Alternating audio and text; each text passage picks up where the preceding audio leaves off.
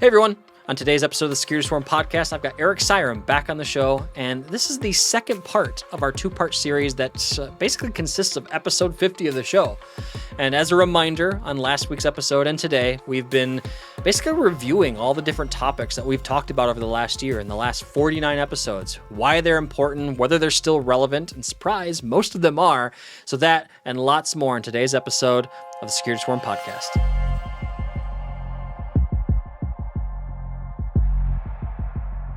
I'm reminiscing about the old days here, but we'll keep going here. So, episode 14, permissions management nightmare in SharePoint Online.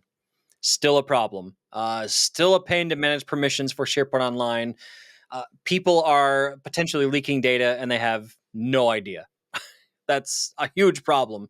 I think you and I have talked about that, at least offline before, I think, haven't we, Eric? Yeah, we've had conversations about SharePoint. And it's another one that's just... Yep. Good times. Episode 15, everyone's favorite topic, licensing. A frank discussion on licensing M365 security features. So our good friend Paul and I, we talked about that. Coming to the question of, is this still relevant? It's still relevant. More importantly, centered around licensing, the question for that particular episode being a year old come July, is it still accurate? Licensing changes weekly sometimes. So I think there's a lot of good guidance in that episode. I would verify anything we say in that episode before you make any decisions, right? So episode 16, backups, modern role in security. There's no question that backup is that is the oh crap button for security, right? When all else fails, that's the one thing you do not want to fail. So definitely still relevant. Then we get into, how do I put it? I guess a bit of an experiment. So as folks that watch the show, they know we do monthly threat report episodes where we talk about some of the data and findings monthly. We've used to focus a lot more on the data specifically, and we've started focusing more on some of the cybersecurity news conversations of the month instead. Eric, I know you and I do a lot of those episodes, but that's it's strange. We actually placed the very first monthly threat report episode in between episode 16 and 17.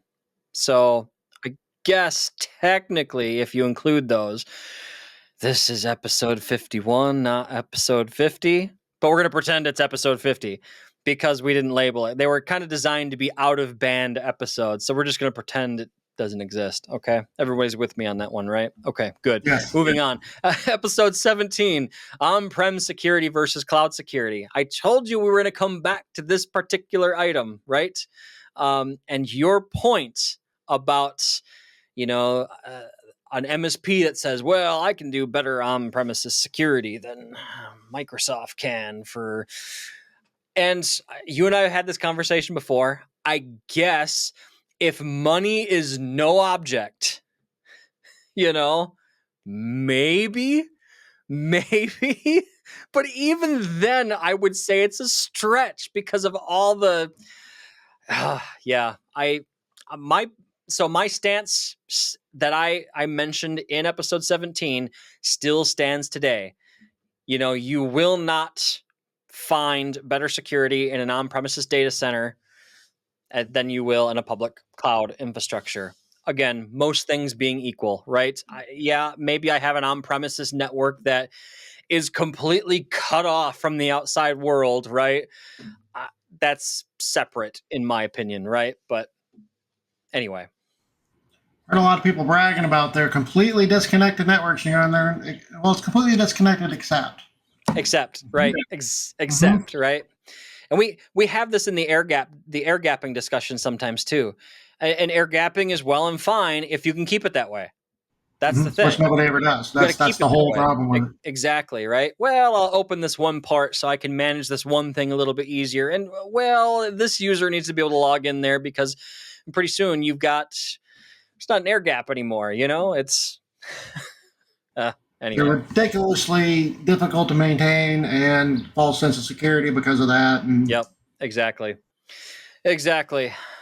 So, episode 18, generative AI and defensive tools. So that's an excellent episode because this was August. The AI craze had been in full swing for the better part of a year at this point.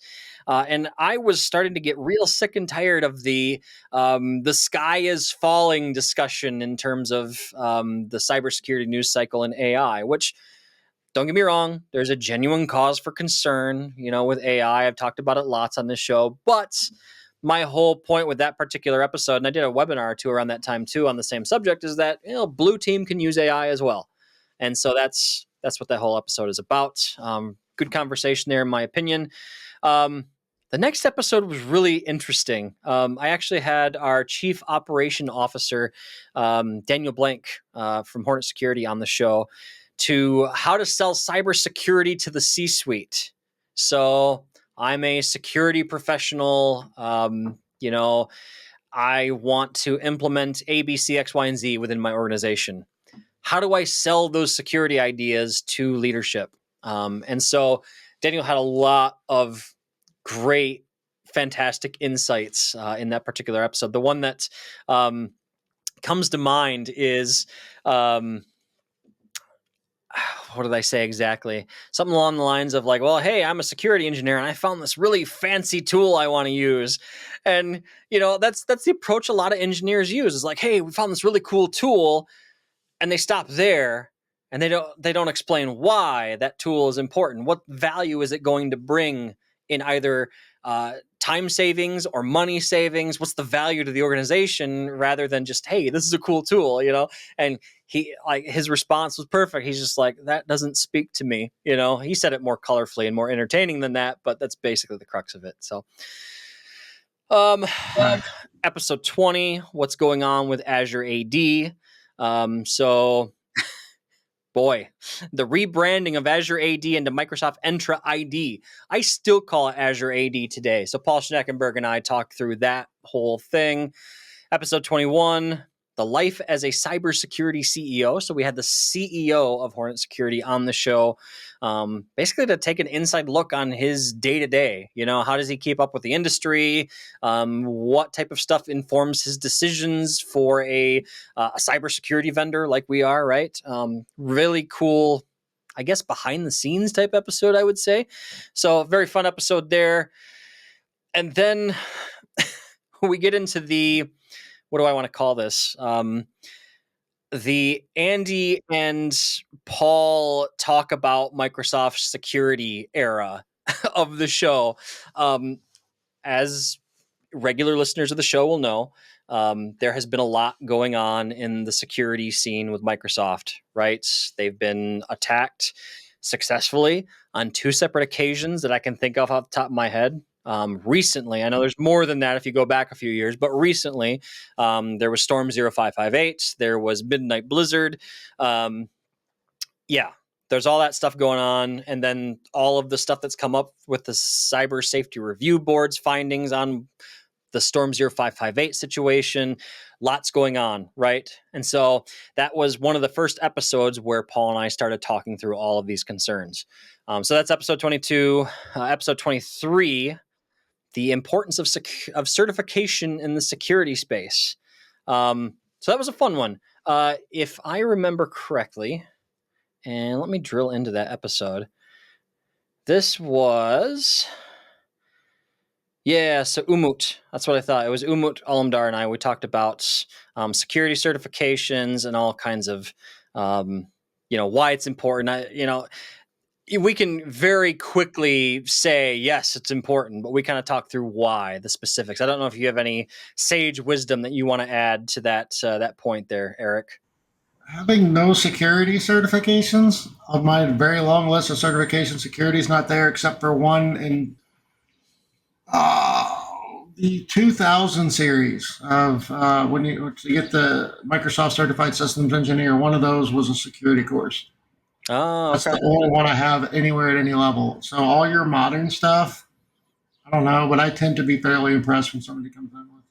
And usually, at least, and I don't have any idea how the exams are or even the material, how tough it is, but it seems like even because in my day, cheating was always a concern, right? People are cheating, they're looking up the answers, Still the is. test preps, they give you everything, so on and so Yep. forth. And but even to have to actually physically walk into the testing center and cheat with like things written on your arms or whatever is not a thing I think is, I can't say it's impossible, I guess, but basically what I'm getting at is it feels like whatever they do to get through that exam, cheating or otherwise, they seem to walk out knowing enough to at least make me feel fairly confident, confident that I'm getting somebody who's, on, they know something. Because I've also, and I want to compare that to the people who don't have it, have never done any of it, will stand around and preach at me about all their security best practices. And like what you're saying doesn't even make sense.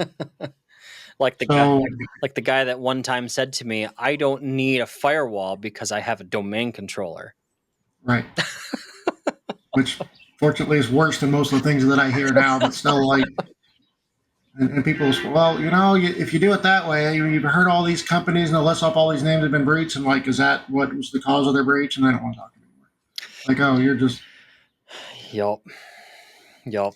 So that's not the only certification episode we've done. I have one more I'll come back to here shortly. But episode 24, we talk about malicious OAuth applications, which I've talked about frequently on this show. If you want to hear about them specifically, episode 24 is where you want to go. Episode 25, we talk about our ransomware survey. So key takeaways from that. So, every year we do some sort of ransomware survey and we see how has ransomware changed from year to year. Surprise, it's getting worse. Shocker, right? Shocker there. Well, we have data that shows that, so that's always fun. Episode 26, questionable methods for protecting backups for ransomware. So you and I did that episode, Eric. So we've talked about all the things that we have historically done in the industry to protect backups from ransomware, like air gaps. We were just talking about air gaps. So we talked about air gaps in that particular episode, and it was probably a very similar sounding rant to what we just did, right? So there's lots more questionable ways that we've protected backups, or attempted to protect backups from ransomware in the industry. And then more importantly, we talk about what you should be doing instead. So yeah, anyway.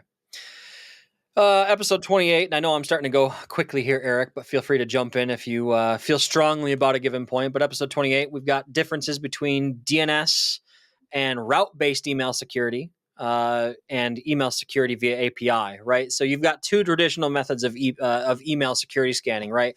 You can do the traditional method, which is, okay, I'm going to take my MX record and I'm going to route that towards some sort of scanning service like Hornet Security.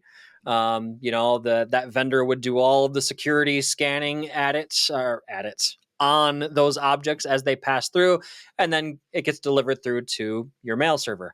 Or you can do email security via an API, which we can do that here at Hornet Security as well too. We've got the best of both worlds. But we talk about those two methods, why they're important, why there's a place for both, and lots more. So if you're kind of in that mode where you're not sure which route to go, that's a great episode for you to check out. So security then versus now. I think that was you and me as well, Eric, if I remember correctly. How security changed from back when we first started to how is it now? And a lot of the problems have changed, but a lot of them remain the same, right? What is it, the old saying, problem lies between keyboard and chair.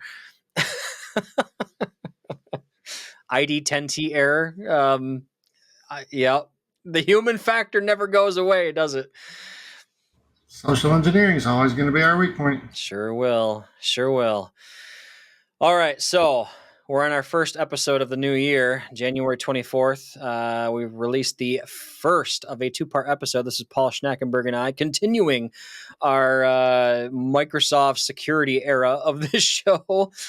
We basically dissected Microsoft's Secure Future Initiative, which if you go all the way, what was it, 2002? I think 2002 was Bill Gates famous secure computing memo. I want to say it was 2002. I'm supposed to know this. We've talked about it on the show multiple times, but all those dates rattle around in my head and they start to blur. Anyway, a lot of people have compared the Secure Future Initiative with that old memo from way back when. And Paul and I talk about like why it's similar, why it's not, why we feel like the old memo had more teeth on it than this new initiative. So that's a great two-parter to touch base on. Episode 31. We stopped numbering the episodes in the list here. So anyway, the dark side of QR codes. So we talk about how attackers are using QR codes and how by using a malicious QR code, the threat actor is effectively moving. They're choosing their battleground. They're moving the attack from a ultra hyper secured enterprise device. Well, hopefully hyper secured enterprise device with, MDR, XDR, full AV, anti-malware, and all the enterprise controls on it, right? I'm listing off, all kinds of stuff just to make my point. To a personal phone device that lacks all of those controls, and the threat actor can likely compromise more easily. So we're going to talk through that. Then we get into another episode about AI. I know it's a buzzword. I know I keep saying it, but let's see here. That should be episode 32, Copilot and Misconfigured Permissions. Have you used Copilot, Eric? So that particular episode is interesting because we talk about how easily Copilot surfaces information. And end users quickly realize that, like in most SharePoint and OneDrive environments that have been around for a long, long time, they quickly realize that they have access to things that they probably shouldn't have access to. And hopefully they say something about it, but a lot of people don't, right? And so that's a very big concern in the industry. More recently, some news has come out where Microsoft they're pushing a couple of mitigations to that, and they are truly just mitigations and not even full mitigations. So one of the big things I've seen recommended in Microsoft circles is turning off search for the document libraries that you don't want Copilot to have access to. Well, that breaks standard search as well, not just Copilot. So that's kind of the cure kills the patient as well. You know what I mean? Like, and the other one is using data labeling in DLP and Purview, which you guys probably do some DLP-ish type things where you work, Eric, I imagine.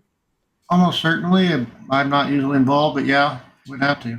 And it is not an easy process. Like, it is a pretty heavy lift for an organization to quote unquote implement DLP, right?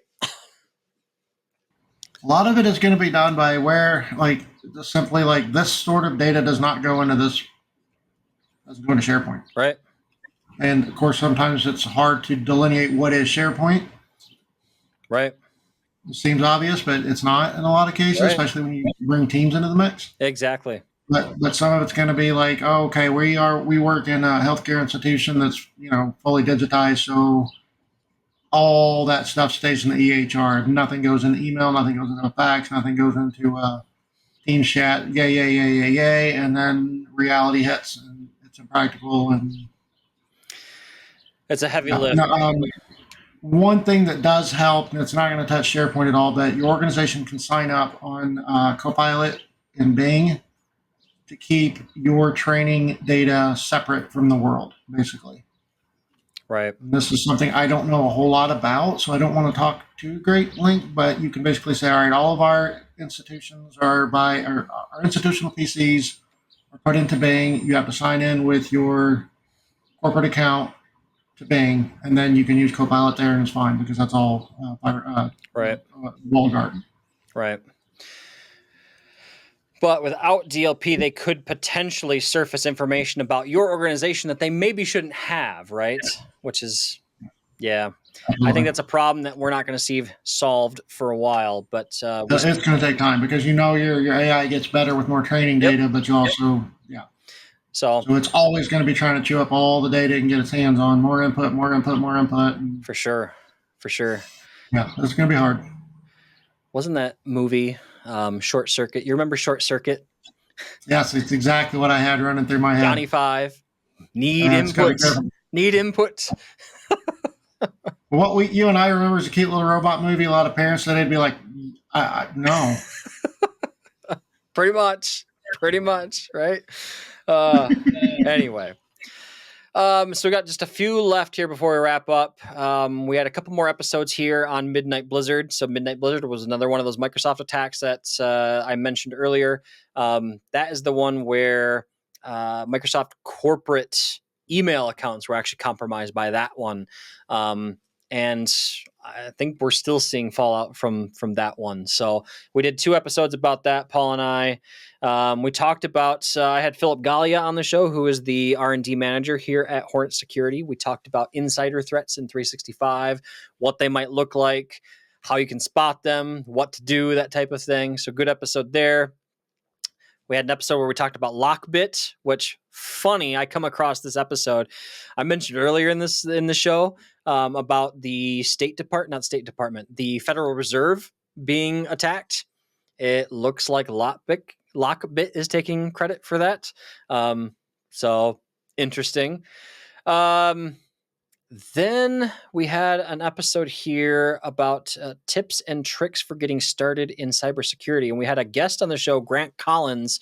This was a great episode. Grant is actually in the trenches working as a security professional today.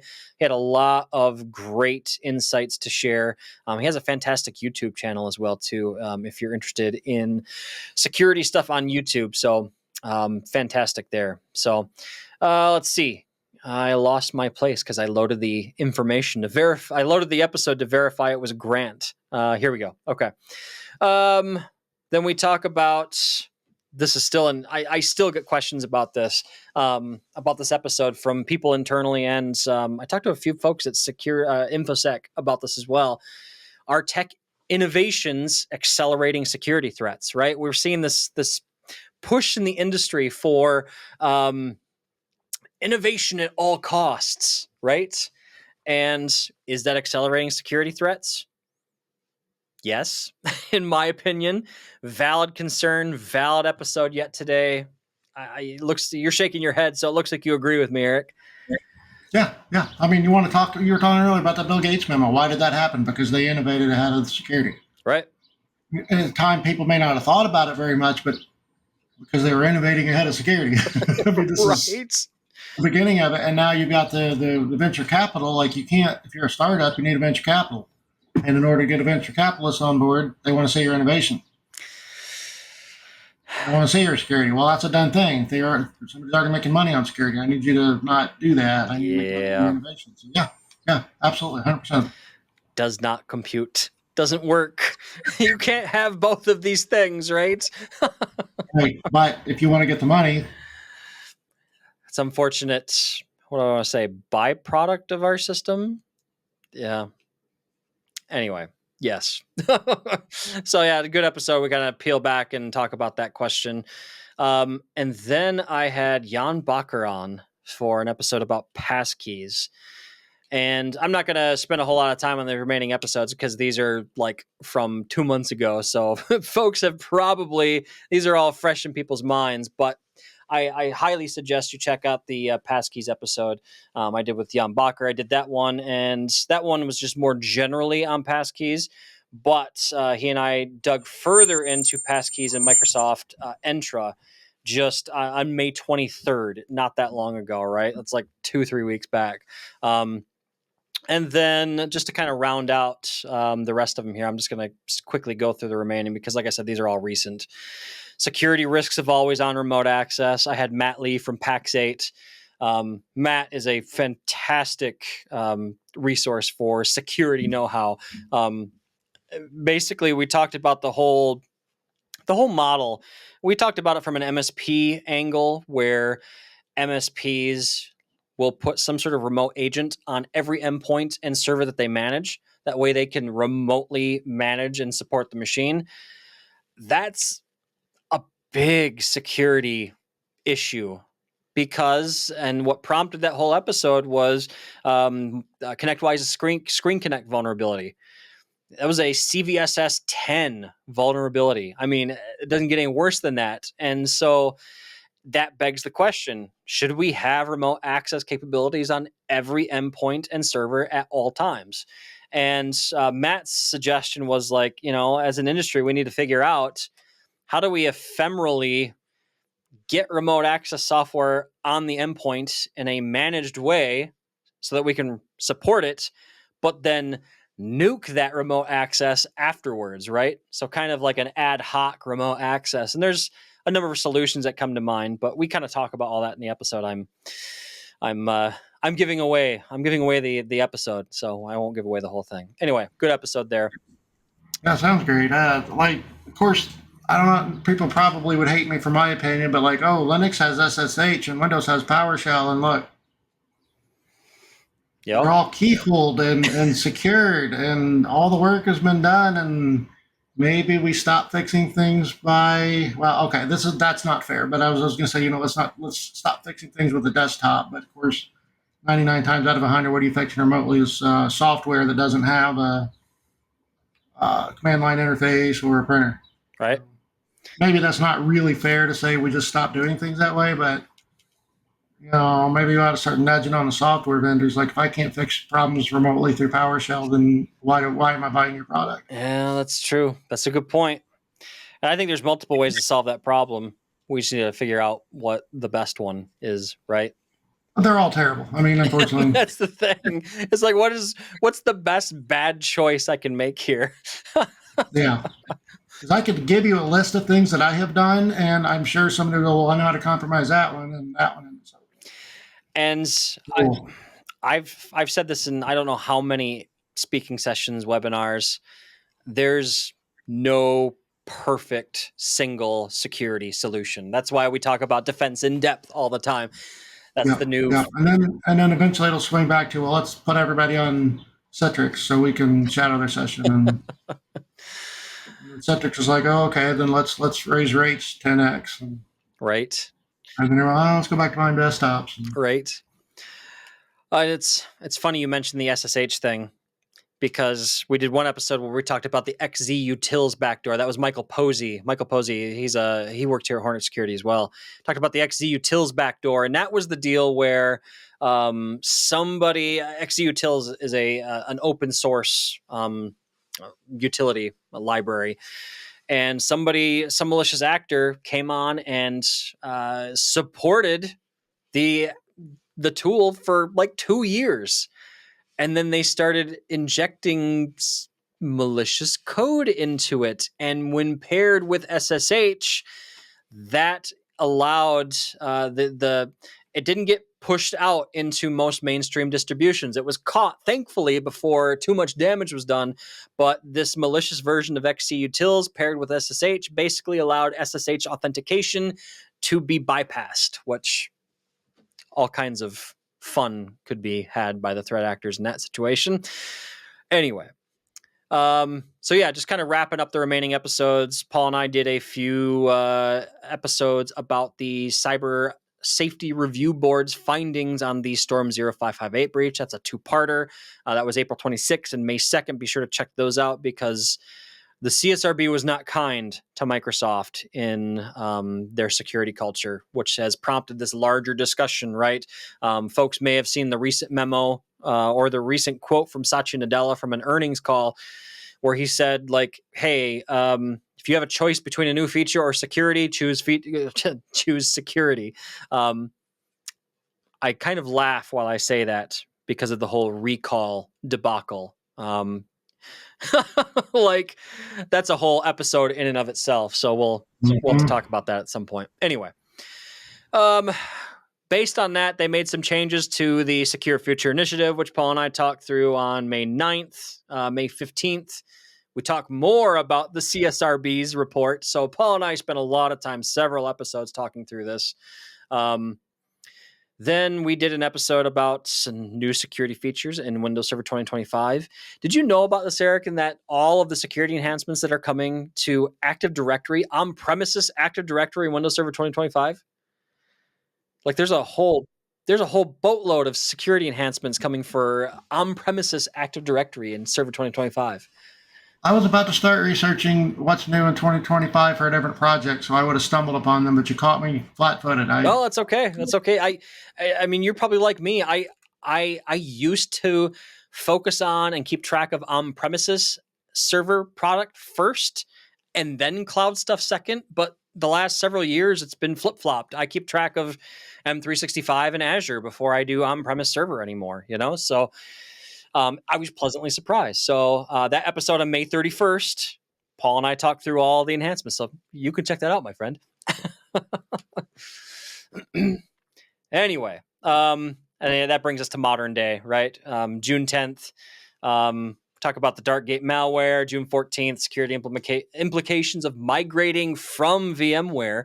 And the whole premise there was like, don't migrate too fast. Don't be hasty, for reasons we talk about in the episode.